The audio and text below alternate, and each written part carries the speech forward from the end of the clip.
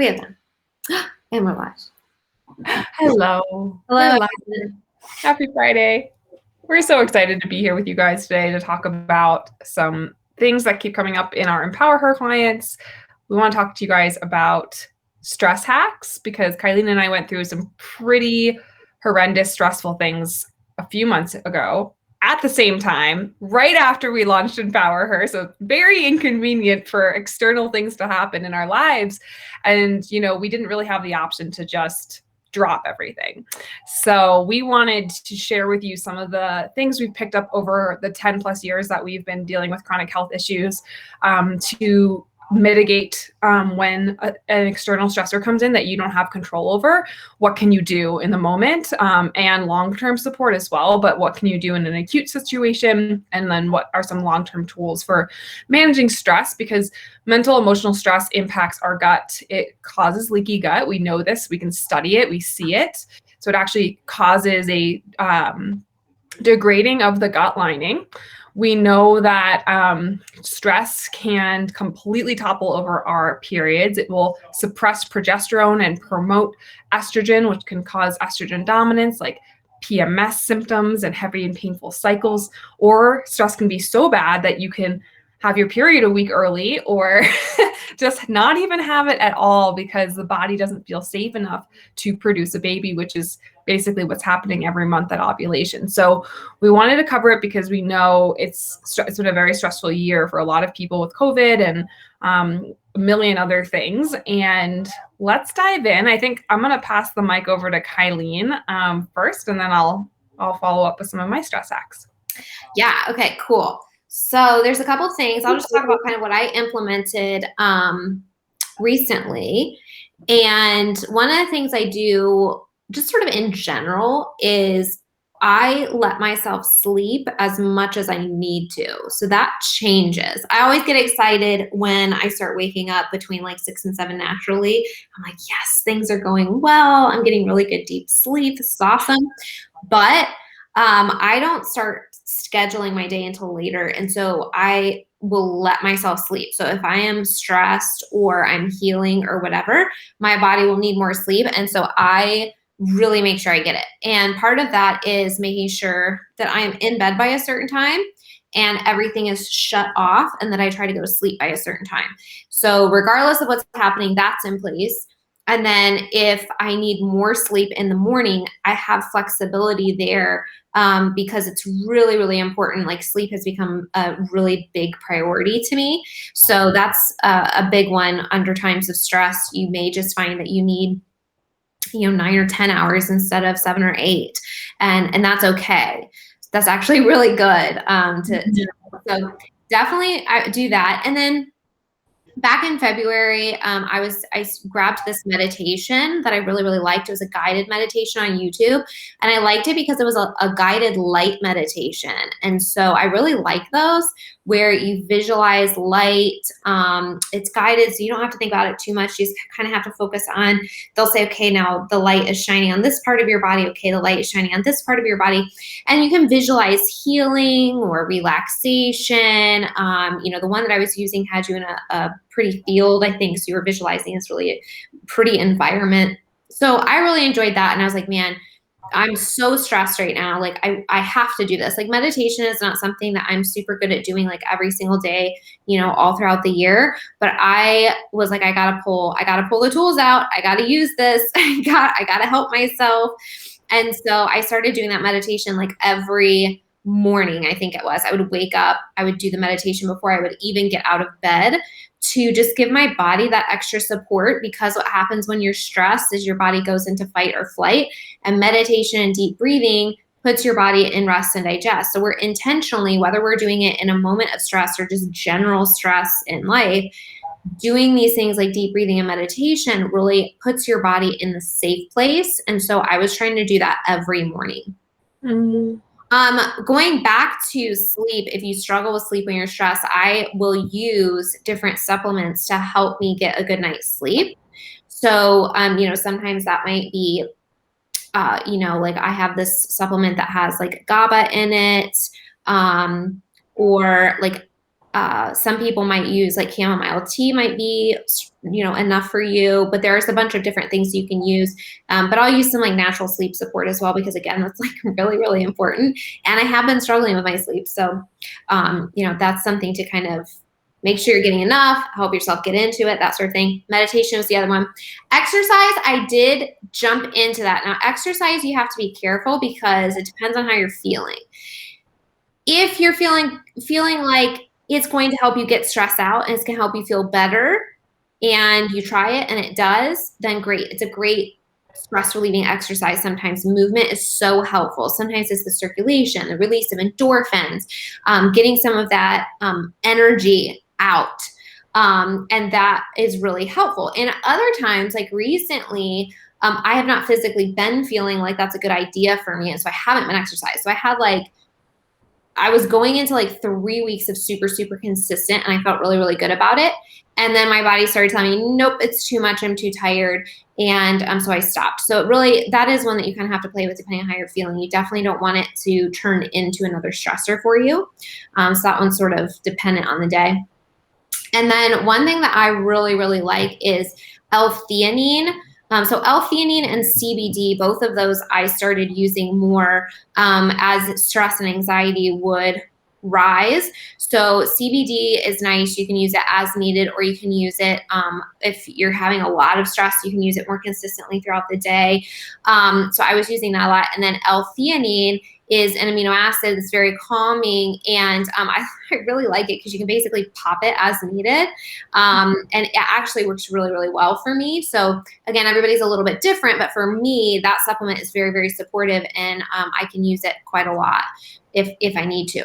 So those are some things that I incorporated. Again, we do of course want to address when possible what's causing the stress, but these are situations that we couldn't really control. So dealing with the root cause whenever possible. I'm in therapy now for some things, and working through a bunch of that stuff. But you cannot always control your environment. You cannot always control the things that come into your world that are anxiety inducing or stress related. And so priority, when this started happening for me and I was getting so stressed, I was like, oh my gosh, I can't live in this state because I know that it's going to be bad for my health. And I have seen some repercussions from it from a physical perspective. The stress was so strong. And even though I had some of these tools in place to kind of help me, I have noticed that has impacted the smoothness of my cycles, which were super great for a long period of time. And now they're a little more uncomfortable. Last month it came a couple days early. So just not like super extreme, but enough that I was like, no, it did have an impact on my body. So prioritizing these things as much as possible to mitigate as much of that as I can and get back on track is kind of the priority. So that's kind of what I did. And then I was also doing the infrared sauna like every single day. Then I flooded my house and I can't use the infrared sauna right now. But that is really a great tool if you have access to one, because it actually puts your body in the parasympathetic rest and digest mode, which is one of the ways that it works so well with your body, besides supporting detox and lowering inflammation and doing all these things. So we have the next one on order, and I can't wait to start using that again. So those are my top tips. Those are kind of the things that I've been using. Awesome. I mean, you covered like a lot. I mean, those are probably most of my top tips. I would say another thing for me has been like getting outside in nature. If you have the ability to either get outside, or like if you have a grounding blanket, that's something you can get to kind of like chill out your body. Because if you think about it, I'm like sitting on a wood chair, like on a carpet that's like all manufactured. Like these are not the types of energies that our body are going to respond well to in terms of calming it down. So like being outside and getting your feet like in the sand or on a mountain, really helpful. Not to mention just the sunlight exposure itself is really, really healing, right? Think about how sad it can be when it rains nonstop for days and days and days. So even getting like Verilux lamp for light exposure, if you can't get outside, can just be like a huge difference. I've noticed I got a red light because I don't have a home right now, which has been one of the things that's been so stressful, is just figuring out where we're going to live. And so we've been in different locations, and I bought this red lamp from Sauna Space. Sauna Space sells saunas, but they also sell the red lamp. And I've been sitting in front of that. And that's been really, really, really healing me, especially just putting my thyroid in front of it and kind of relaxing. Another big one has been, I love the oils from Vibrant Blue Oils. This is a woman, Jody Cohen, who could not figure out what was going on with her body. She intuitively created this whole essential oil line that work on different organ systems and how they work together. So she has an adrenal blend, which is great for your adrenal glands, and also a parasympathetic blend that you rub here on your vagus nerve. And that's the superhighway that controls your nervous system and your gut flow and your brain to gut connection. So that one is really, really soothing. And I do find that when I put it on, I just kind of feels like I've kind of taken a breath. CBD. That is one that I forgot too, essential oils. I have, there's a Stress Away blend from Young Living. It smells so good, first of all. And then you can put it on right in that bone behind your ear or in your wrist or anything, but it smells so good, and it really does help. So you can diffuse it at night while you're sleeping, or you can put it right there and get it kind of in your body. It feels so good. So good. We also recently bought, Jeffrey got me a weighted blanket for Christmas, and then all my stress happened in January. So that's been like really nice, because having that weight on your body, it's like getting a hug, and that releases serotonin.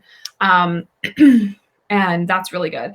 As far as sleep, I actually picked this up a couple days ago, and I think the passion flower in this tea has been helping me sleep so much. Nighttime relaxation, Simple Truth organic, herbal tea, passion flower, chamomile, and hops. And I've used like different chamomiles and stuff in the past, but passion flower is something I haven't spent a lot of time investigating. And I know a lot of people use it for stress and for sleep. And I will tell you, I have 1 cup of this and I'm like out. I can't even finish the cup. I'm like ready to go to sleep. So nice. That's been great. L-theanine I do during the day. If I'm stressed, that's really helpful. Put my legs up the wall. That's another way. Just like literally put your butt on the wall and then put your legs up so that the circulation is coming the opposite way, and that will help you to calm down. And I do a lot of meditation, walking in nature. I'm trying to think what else I did back then. CBD. I was at the place where I couldn't really breathe, like, because I was so stressed. So CBD really, really helped me to like drop into that place. I also had a really fantastic acupuncturist, and I swear by that. So that really, really helps. Trying to think what else. That's probably it. I would say also like really try to not overdo it with caffeine if you're under a lot of stress, because that's just going to make it worse. And the other big one is, we know that magnesium is very calming and soothing for the body, and we are already deficient in it, like just naturally by being human beings on this planet.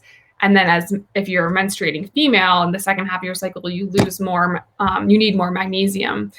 And if you drink coffee, alcohol, or are stressed or have sugar, your magnesium will drop. Yeah. So that's a big one. Like I really just made sure I was having like 5 times my body weight in magnesium, either magnesium malate or glycinate. So that was about 500 to 600 milligrams a day. And I think that makes a huge difference. If you're not a big supplement person, you can also take an Epsom salt bath, and that will give you a lot of relaxation and magnesium. Mm-hmm. So I kind of just, like Kylene, mix and match. And if it's a really acute situation, I'm going to do all of it, because like we didn't have the option of just stopping. You know, we both own our businesses. I have She Talks Health. She has My Balanced Biome, and we have together Empower Her. Like I have a podcast. She, you know, there's a lot going on, and you can't always just stop. So hopefully these tips have been really helpful for you. Yeah, you were mentioning tea as well. Tulsi tea, Tulsi, or holy basil. That's really supportive for your nervous system regulation as well. So those are things. And then, of course, just doing our regular sort of everyday supplement stuff where, you know, I take beef liver and a multivitamin and things like that, fish oil, and magnesium, those sorts of basics as well. But when you're in a real acute situation, you're talking about oils and sleep and CBD and health eating, and you're doing all of it, and that's okay. Your body needs extra support in that period of time, and then you can kind of rebalance and go from there. Absolutely. Awesome. Yeah. Well, like all the tips in one place in 15 minutes. Yeah. Hope it was helpful, guys. We'd love to hear what you guys do as well. So drop your comments below if you have questions or some suggestions that have been helpful for you. Yes, please. We would love to hear it. We'll add it to our toolkits as well. We think that the most important thing is to have toolkits, and that way you can pull what you need. Someone on Facebook, it says Facebook user. I love this. And the heart, I don't know what that is, but cool. I'm glad. Yay. All right. Well, have a great weekend, everyone. And we will talk to you next week. Bye. Bye.